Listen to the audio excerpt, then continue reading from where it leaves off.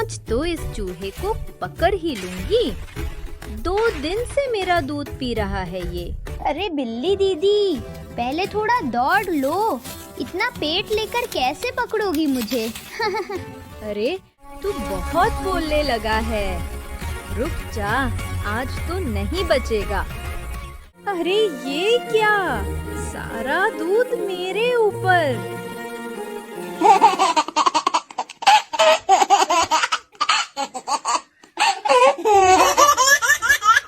दीदी, मैंने कहा था ना, दूध पीने से पहले थोड़ी एक्सरसाइज जरूरी है।